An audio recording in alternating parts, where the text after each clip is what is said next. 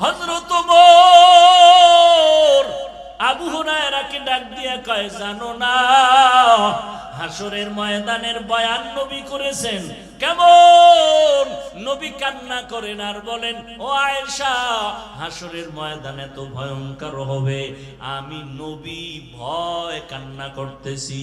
বলে, এত ভয় কেন? আল্লাহর নবী বলেন, ও আয়েশা, হাসরের ময়দানে বিচারালয় হবে একটা, কোর্ট হবে একটা। দুনিয়াতে হাইকোর্ট, সুপ্রিম কোর্ট, জজ কোর্ট, আর আল্লাহর কোর্ট হবে মাত্র একটা। সারা দুনিয়ার মানুষ সেখানে উপস্থিত, নারীও থাকবে, পুরুষও, সব উলঙ্গ, কেউ কারো চেহারার দিকে তাকাইতে পারবে না। আম্মা জান আয়েশা বলেন, নবী, নারী পুরুষ উলঙ্গ দাঁড়াবে, লজ্জা কি লাগবে না? আল্লাহর নবী চোখের পানি ছেড়ে কয়, আয়েশা, হাসরের ময়দানটা যে কত কঠিন।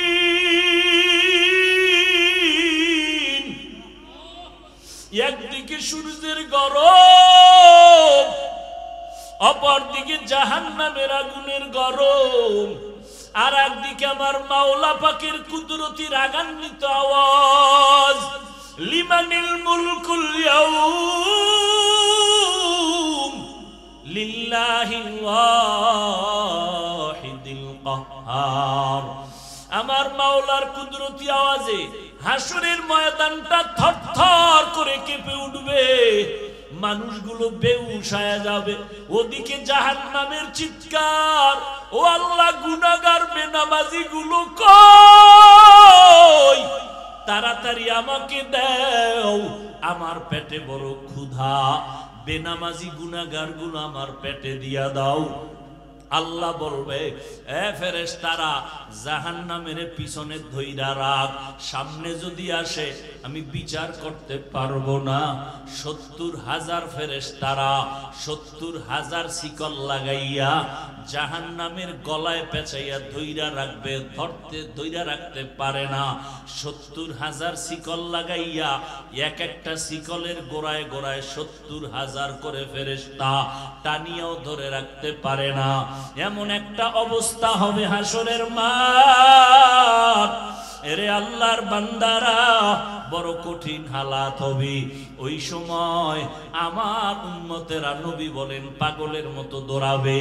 ঈসা নবীর কাছে যাবেন, নবী একটু সুপারিশ করবেননি, সূর্যের গরম সইতে পারি না, সূর্যের গরমে মাথার মগজগুলো টাস টাস করিয়া ফাটিয়া যাবে, পায়খানার রাস্তা দিয়া পেটের সব নারী বুড়িগুলো পড়তে থাকবে।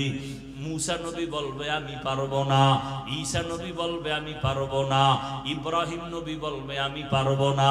সবাই নিজের ব্যস্ত হয়ে যাবে, উম্মতের কথা ভুলিয়া কাঁদবেন আর বলবেন, আল্লাহ আমাকে বাঁচাও। মুসা নবী কাঁদবেন আর বলবেন, আল্লাহ আমারে বাঁচাও। ঈসা নবী কাঁদবেন আর বলবেন, আল্লাহ আমাকে বাঁচাও। উম্মতেরা পাগলের মতো দৌড়াবে। ওদিকে জাহান্নামের ধইরা রাখা যায় না, জাহান্নামের আওয়াজে হাসরের ময়দান কাঁপতে থাকবে। গুনাহগার গুলোকে আল্লাহ দেওয়ার ওয়াদা করেছেন। আল্লাহ পাক রব্বুল আলামিন জাহান্নামকে শিকল লাগানোর অর্ডার দিয়ে দিলেন, কিন্তু ধরে রাখা যায় না। নবী বলেন, এমন এক হালাত, জাহান্নামের ওই আওয়াজ আমার উম্মতের দিকে যখন ধেয়ে আসবে, আমি আর দেরি করব না, আমি সাথে সাথে সিজদায় পড়ে কান্না শুরু করব। ঈসা নবী কাঁদবেন, আমাকে বাঁচাও। মুসা নবী কাঁদবেন, আমাকে বাঁচাও। ইব্রাহিম নবী কাঁদবেন, আমাকে বাঁচাও। আর আমি মুহাম্মদ আমার মাওলার কাছে সিজদায় পড়ে কাঁদবো, একবারও বলবো না আমাকে বাঁচাও। আমি আল্লাহ কি বলবো, আল্লাহ আমার উম্মতের বাঁচাও, আমার একটা উম্মত যেন জাহান্নামে না যায়। আল্লাহ আমার উম্মত গুলোরে বুঝি জাহান্নামে ধরে ফেলবে। ও আল্লাহ, আমার উম্মতের বাঁচাও। আল্লাহ বলবে, নবী আপনি মাথা উঁচু করেন, কান্না করবেন না, আমি আপনার কান্না সহ্য করতে পারি না। নবী বলবেন, আমি কান্না বন্ধ করব। ফেরেশতাকে আল্লাহ ডাইকা একটু পানি দিবেন নিজ হাতে। এ ফেরেশতা, এই পানির অংশটা জাহান্নামের গায়ে ছিটাইয়া দাও। যখনই দিবে, যেই জাহান্নামের 70,000 শিকল দিয়া ধরে রাখতে পারে না, ওই জাহান্নামের একটু হালকা পানি দেওয়া মাত্র জাহান্নাম দ্রুত গতিতে পেছনে দৌড়াবে।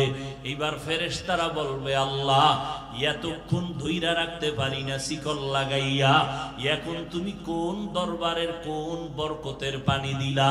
এটা কি জমজমের পানি, নাকি কাউসারের পানি, না জমিনের কোন সমুদ্রের পানি, নাকি আবে হায়াতের পানি যে জাহান্নামের গায়ে দেওয়া মাত্র দৌড়াইয়া পিছনে ভাগে?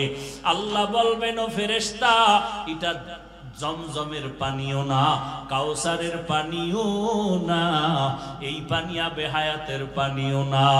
এইবার নবীর সামনে বলবে, ও ফেরেশতা, এই পানি আমার মুহাম্মাদের মুহাব্বতের উম্মতের চোখের পানি।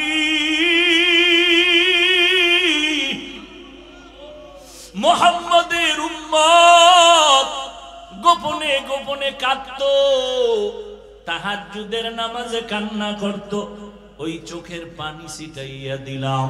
মদিনার নবী বলেন, ক্বালান নবী সাল্লাল্লাহু আলাইহি ওয়াসাল্লাম, মান বাকা মিন খাশিয়াতিল্লাহ হারামাল্লাহু তিলকাল আইনা আলান নার।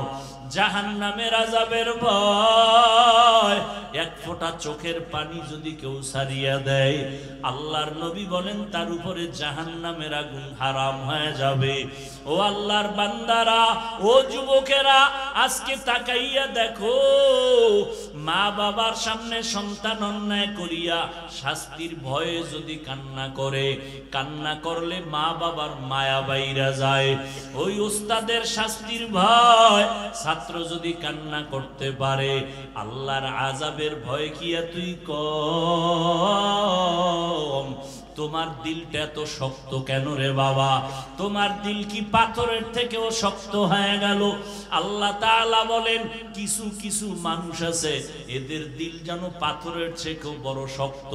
সুম্মা কাসাত কুলুবুকুম মিন বাদি যালিকা ফাহিয়া কাল হিজারা আও আশাদ্দু কাসওয়া ওয়া ইন্না মিনাল হিজারাতি লামা ইয়াতাফাজ্জারু মিনহুল আনহার ওয়া ইন্না মিনহা লামা ইয়াহবিতু মিনহা লামা ইয়াশাক্কাকু ফায়াখরুজু মিনহুল মা ওয়া ইন্না মিনহা লামা ইয়াহবিতু মিন খাশিয়াতিল্লাহ ওয়া মাল্লাহু বিগাফিলিন আম্মা তা'মালুন।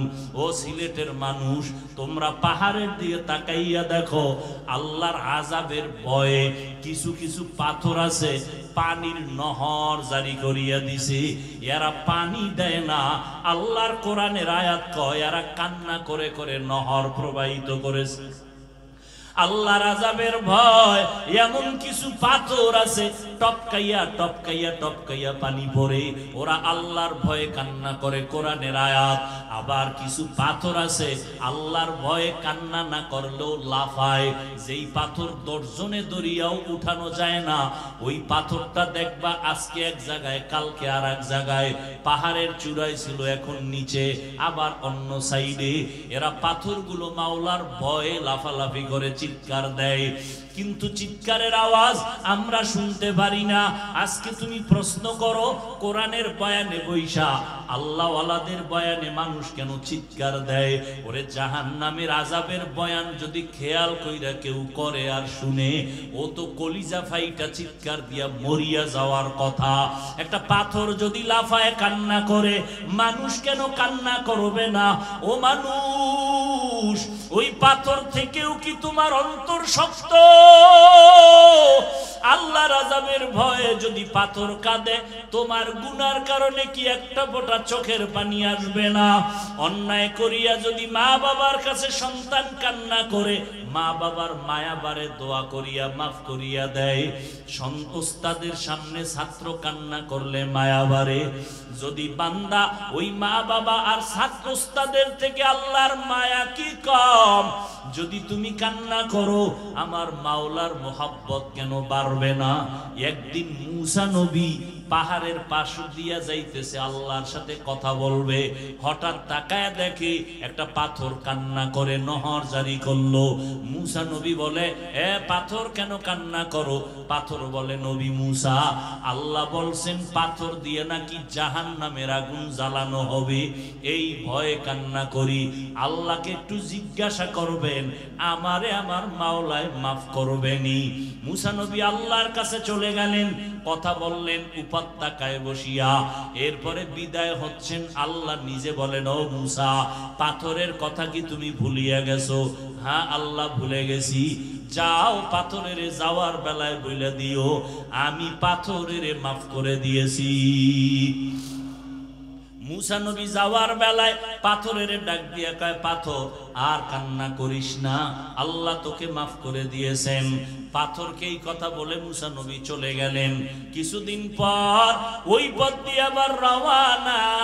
হঠাৎ নজর করে দেখে ওই পাথর আজও কান্না করে, বন্ধ করে নাই।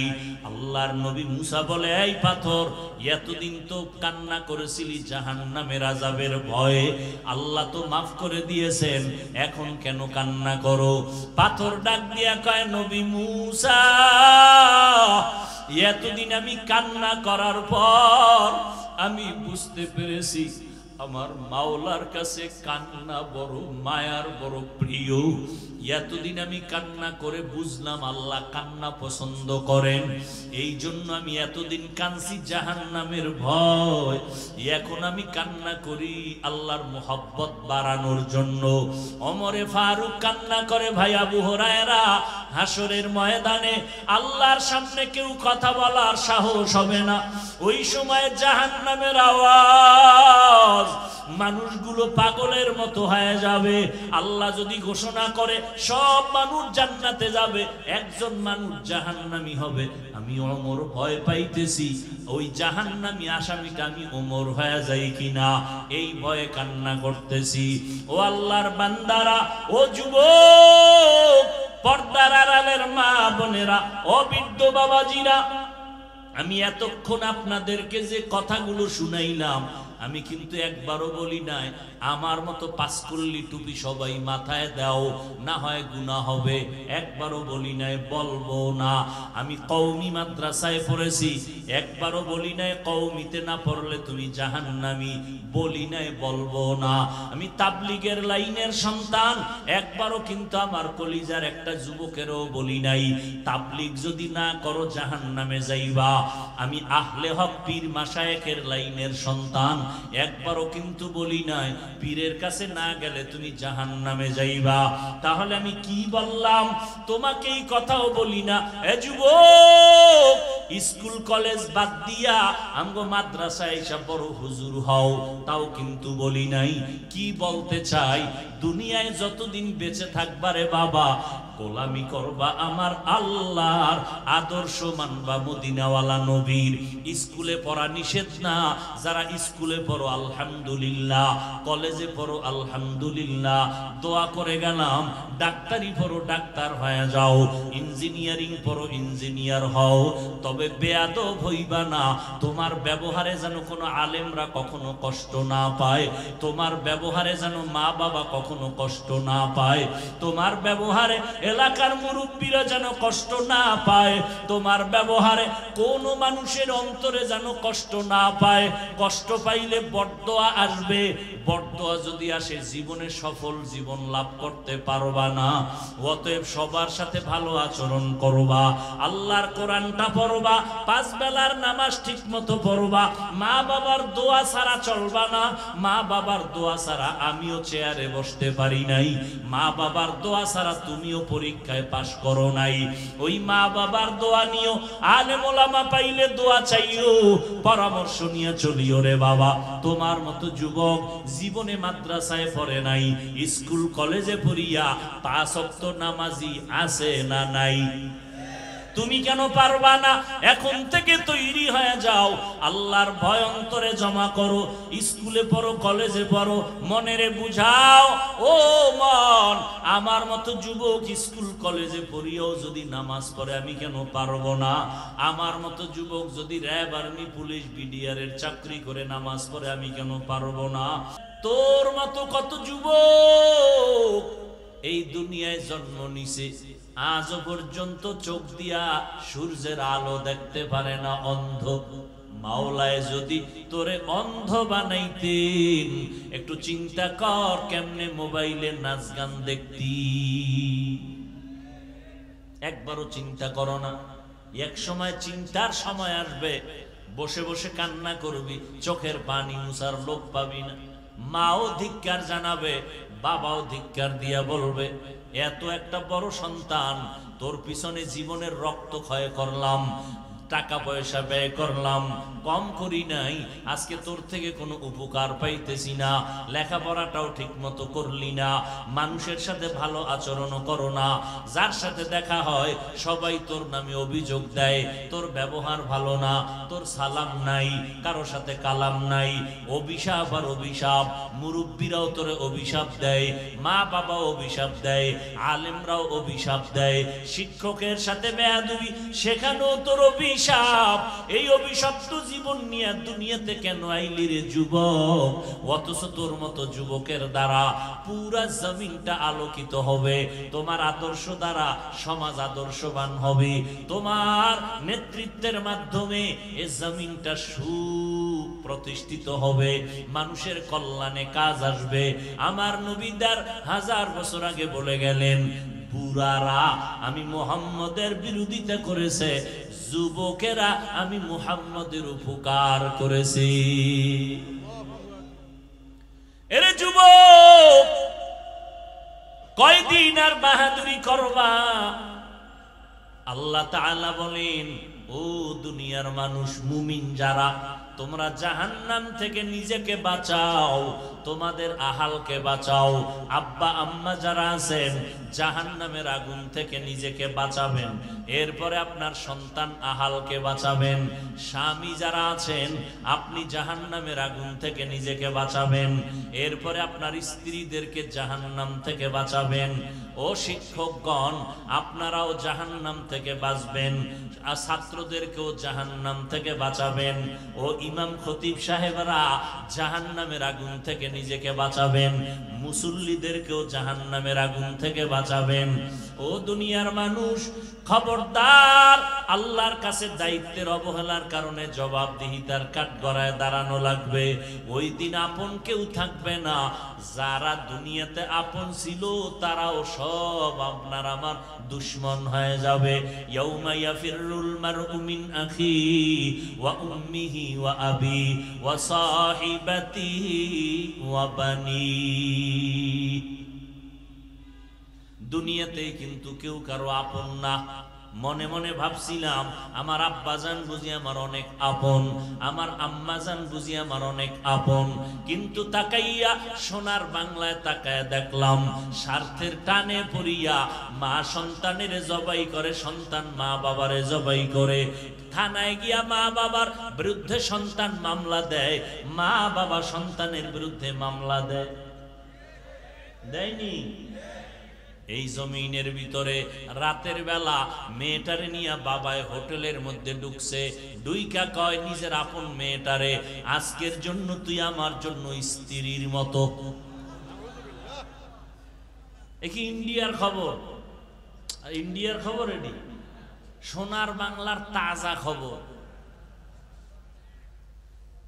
কতটা নির্লজ্জ হয়ে গেলাম আমরা।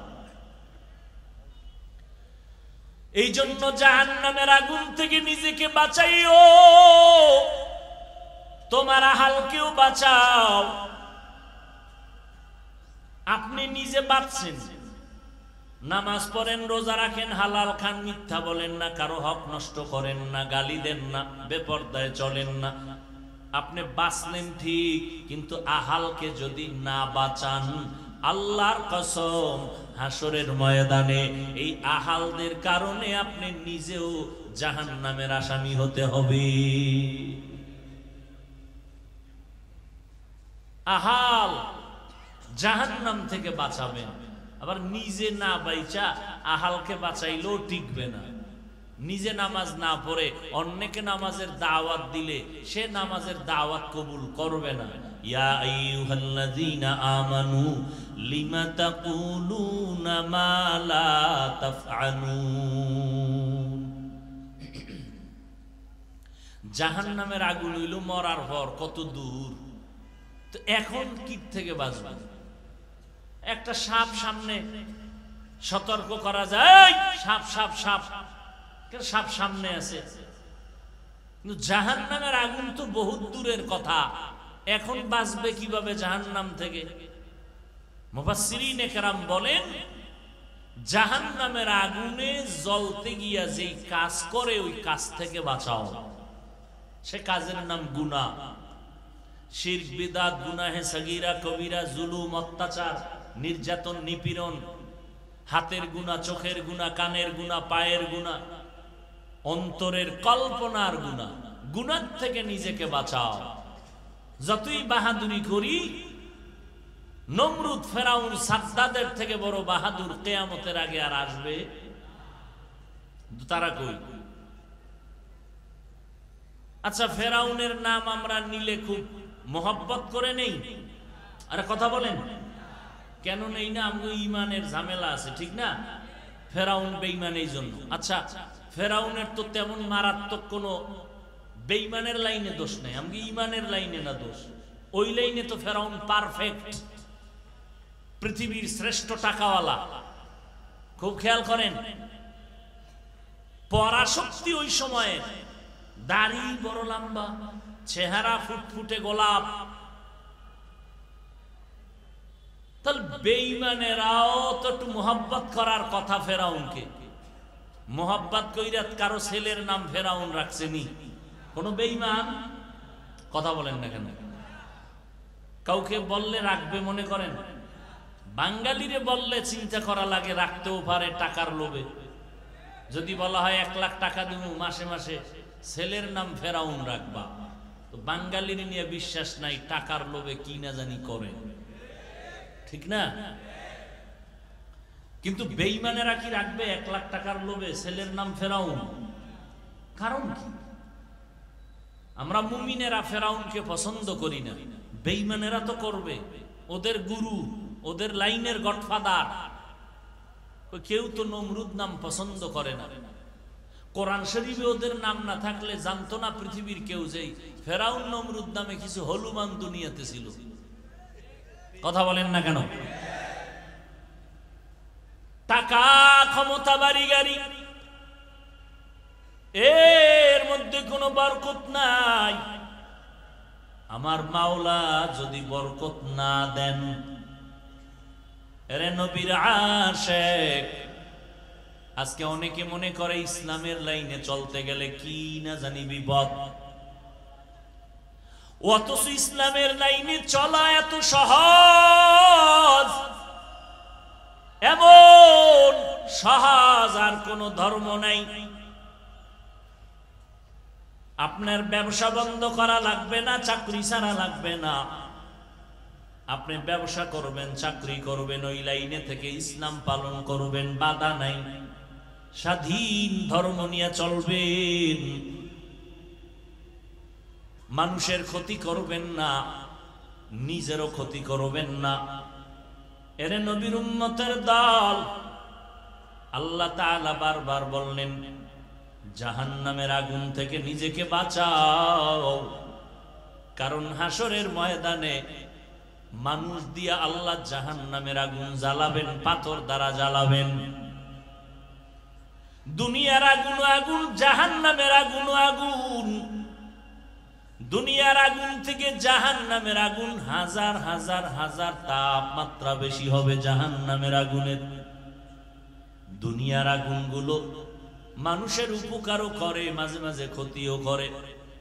আর জাহান্নামের আগুন কোনো উপকার করবে না।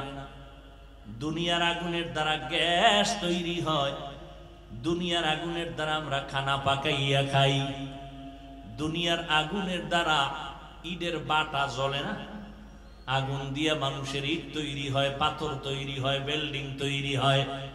কিন্তু জাহান্নামের আগুন এত ভয়ঙ্কর, দুনিয়ার আগুনগুলো জ্বালানোর জন্য নরম নরম জিনিস লাগে, তেল, খেরকুটা, কেরোসিন।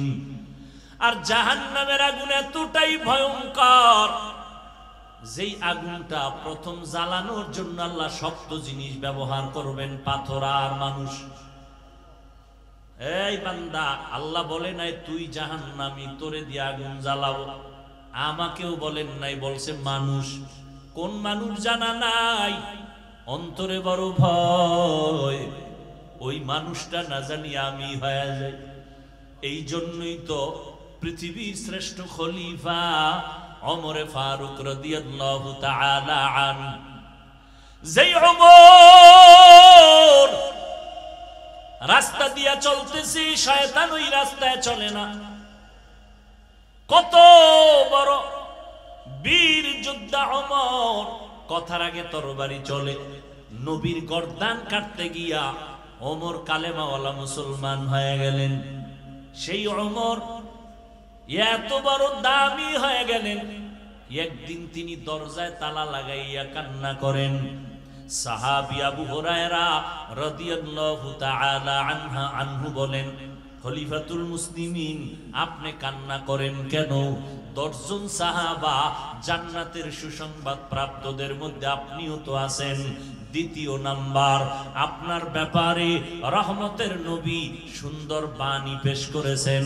ক্বালান নবিয়্যু সাল্লাল্লাহু আলাইহি ওয়া আলিহি ওয়াসাল্লাম, লাউ কানা বাদি নবিয়্যুন লাকানা উমর। আল্লাহ যদি আমি মুহাম্মদের পরে নতুন আর একজন নবী বানাইতেন, আমার উমরের আল্লাহ নতুন করে নবুয়ত দান করতেন, আমার পরের নবী উমর হতো। আল্লাহ এত সম্মান দিলেন, এরপর আপনি কান্না করেন কেন? ওমর ডাক দিয়া কয়, ভাই আবু হুরায়রা, আল্লাহর আযাবের ভয়, আমার অন্তরে আল্লাহর প্রতি এত ভয়, কিয়ামতের ময়দানে কেউ কারো আপন হবে না। ও আবু হুরায়রা, তুমি কি নবীর বয়ান শুনো নাই? নবী বয়ান করেছেন। আম্মা জান আয়েশা রাদিয়াল্লাহু আনহা বলেন, আমি একদিন তাকায় দেখি আমার হুজরায় বসে নবী গুনগুন করে কান্না করেন। আমি আয়েশা, ছোট্ট বয়সের নারী, ভয় পেয়ে গেলাম। আমার সাথে নবীর বিয়া হয়েছে 6 বছর বয়সে, 9 বছরে আমি নবীর ঘরে আসলাম। আমার 18 বছর বয়সে নবী দুনিয়া থেকে বিদায় নিলেন। আমি দেখি নবী আমার রুমে বসে বসে কান্না করেন। আমি ভয় পেয়ে গেলাম। নবীরে গিয়ে আস্তে করে বললাম, ইয়া রাসূলুল্লাহ, আমি আয়েশার কোনো বেয়াদবি হইল নাকি? আপনি কান্না করেন কেন? কয়, কেন আয়েশা, তুমি বেয়াদবি করবা কেন? ইয়া রাসূলুল্লাহ, আমার কোনো বয়সের দুর্বলতার কারণে কোনো উল্টা পাল্টা হতে পারে। কয়, না, হয় নাই। তো আপনি কাঁদেন কেন? আল্লাহর নবী বলেন, আয়েশা, হাসরের ময়দানে ভয়ঙ্কর অবস্থার কথা মনে পড়ে গেছে, এই জন্য আমি চোখের পানি ছেড়ে কান্না করি। কেমন মায়ার নবী আমার, যেই নবীর চেহারা দেখলে পেটের ক্ষুধা নিবারণ হয়ে যায়। কেমন মায়ার নবী আমার, যেই নবীর শরীর মোবারকে মশা মাছি পড়া হারাম।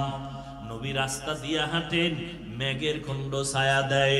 আম্মা জান আয়েশা রাদিয়াল্লাহু আনহা বলেন, এই ভলিউম কমাও কেন, বাড়াও। আম্মা জান আয়েশা রাদিয়াল্লাহু আনহা বলতেছেন, আমি নবীজির ঘাম বোতলের মধ্যে ভরে ভরে রাখতাম, আর বড় বড় অনুষ্ঠানে নবীর ঘাম আমরা আতর হিসাবে ব্যবহার করতাম। ওই নবীর চিনলি না রে যুবক? একটু যদি চিন্তা করতি, কেমন আমার মায়ার নবী 1500 বছর হয়ে গেল, কত বড় বড় বেঈমানেরা ওই নবীর আদর্শের বয়ান শুনে শুনে কালেমাওয়ালা মুসলমান হয়ে গেছে। নবীরে দেখেও নাই, নবীর গুণগান শুইনা মুসলমান হয়ে গেল।